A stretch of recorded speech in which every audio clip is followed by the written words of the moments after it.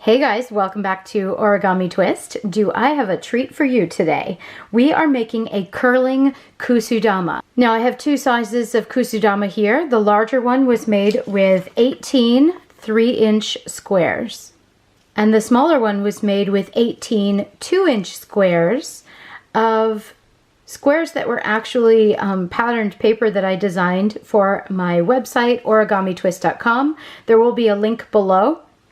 And the paper for this is actually printable, which means you can print it out at your local office supply store or on your personal home printer and make as many as you like for personal use. Or you could even make these to sell at a craft fair if you wanted to. And they are made out of 2-inch squares. Okay, here we go. Once you've cut out your 18 squares, whether you're using tea bag folding tiles or regular paper, we are going to start folding. Now with the tea bag folding paper, put the pattern side down and go corner to corner and crease. And you're going to do the same thing if you're using plain paper. And I'm going to finish this tutorial using plain paper so that it's easy to see. So we're going to open up that crease and then go opposite corner to opposite corner. And open it up. So now we're going to flip this over and we're going to take one edge and bring it up to the opposite edge. And the water bomb base, which is what we're making right now, is a really great base to start a lot of models. So knowing how to do this is actually very, very helpful if you're wanting to learn more about origami. So we're going to open that up, and then the other side goes over to the other side. And when you open it up, you will have 2 valley folds and 2 mountain folds. Mountain folds being the one that looks like a mountain, and the valley folds being the one that looks, whoops, like a valley. Now I'm going to see how the center is popped in. I'm going to pop that center up. And I'm going to press my 2 fingers at one side of this. Once you've got that plus and the diagonal folded into your paper, we're going to press the 2 sides against each other like this. And it collapses right down. If you need to watch that again, go right ahead. But the paper will pretty much, if you've done it on the right side, put all the folds onto the right side, the paper will want to collapse like that. And once you've folded your first water bomb base, you're then going to do that 17 more times and come back here to complete your model.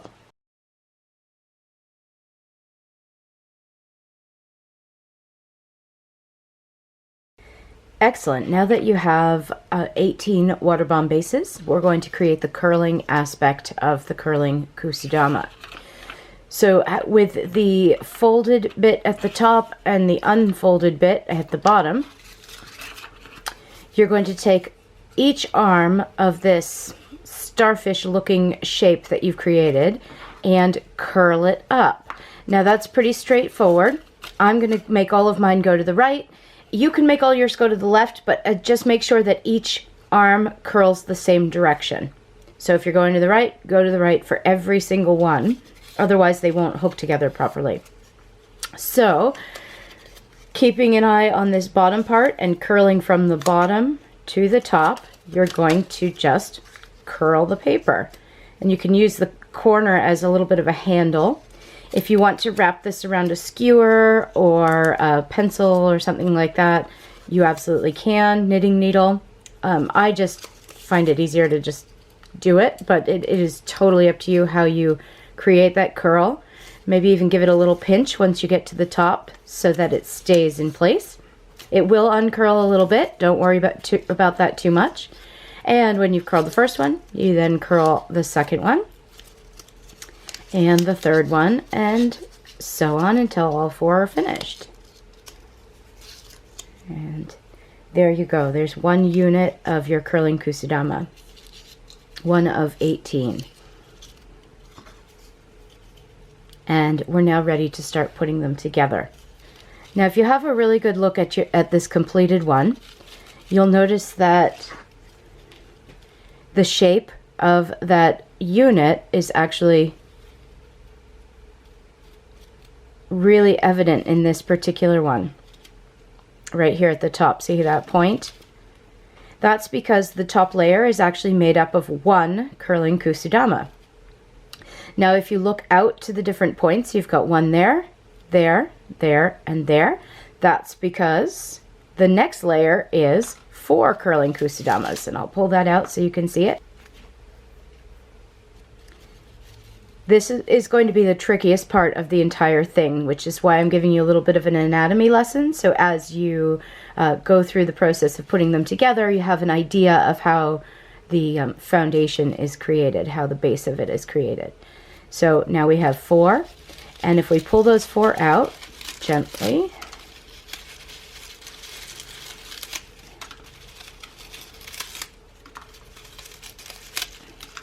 we're going to count around the edge, and it's 1, 2, 3, 4, 5, 6, 7, 8.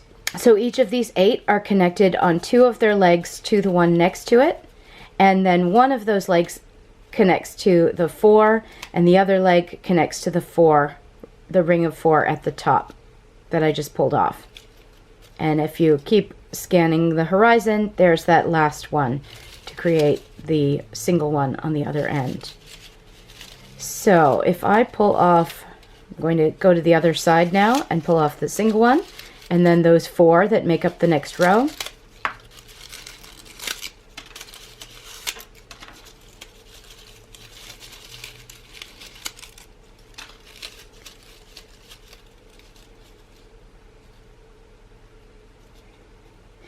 Okay, you'll see that you have that ring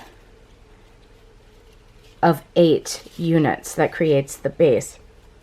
And honestly, if you really like that, you could turn that into an ornament pretty easily as well. There is a lot of opportunity with this particular model. Okay, so let's create a base of 8 and then we'll work out from there.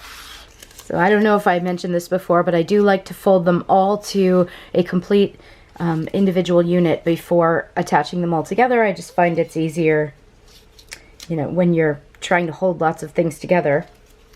I find it easier to connect them all.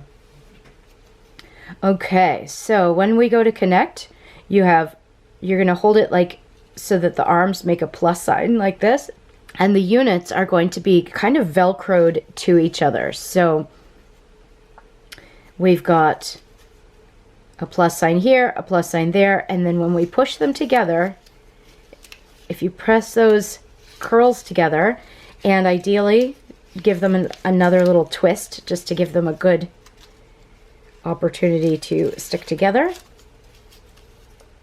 There you go, 2 stuck together. Now we're going to go to the next one, and notice we've got 2 curls here. We're going to pick up the next unit, and you've got 2 curls here.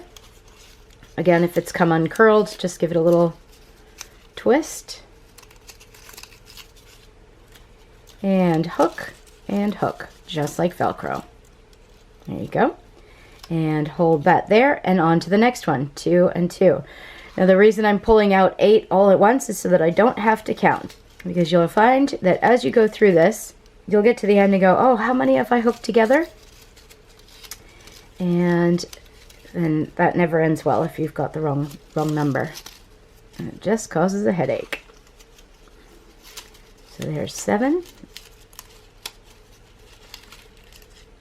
It's a little bit like mise en place for a recipe where you measure out all of your ingredients first, then so you can then put everything together really easily. So this is a little bit like mise en place of origami.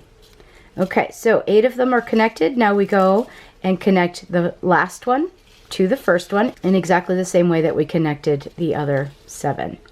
And there you go. There's your ring and the base of your Kusudama.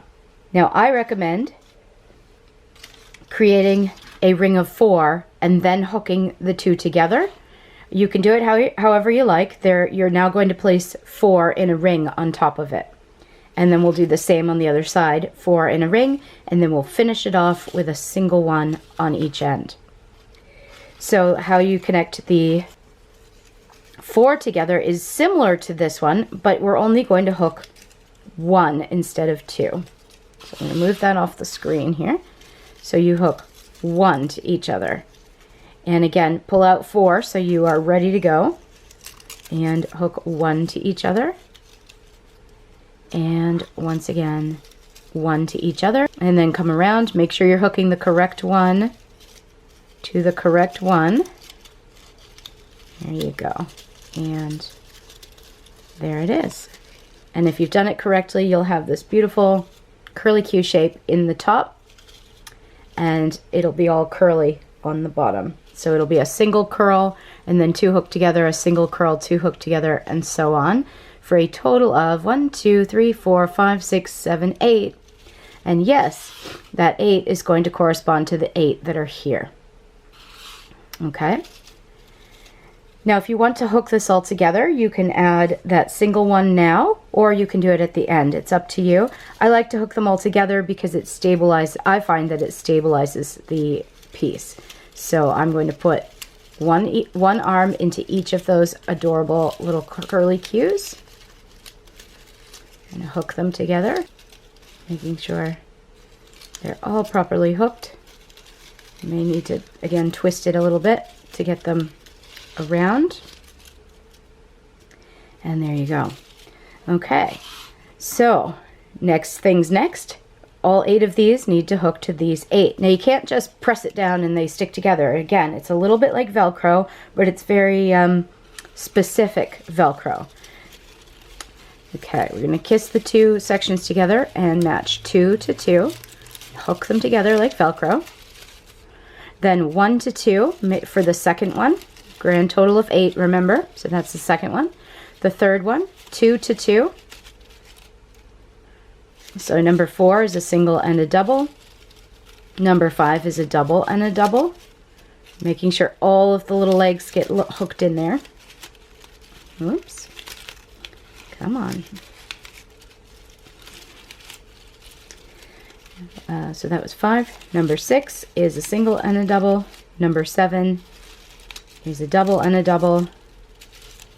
And number 8 looks like it's already hooked together, single and a double. So just make double checking. There's that single one coming into the double. Sometimes that happens, but you just want to make sure it's hooked into the right place if that does happen. Okay, fantastic. We're almost there. We've got a single, 4 in a row, and then 8 in a row. Now we need 4 more and a single one. So I'm going to create one more of those 4 with the single one on top of it sections. Once again, the ones that hook with just 1 to each other, and then we'll put the last piece together.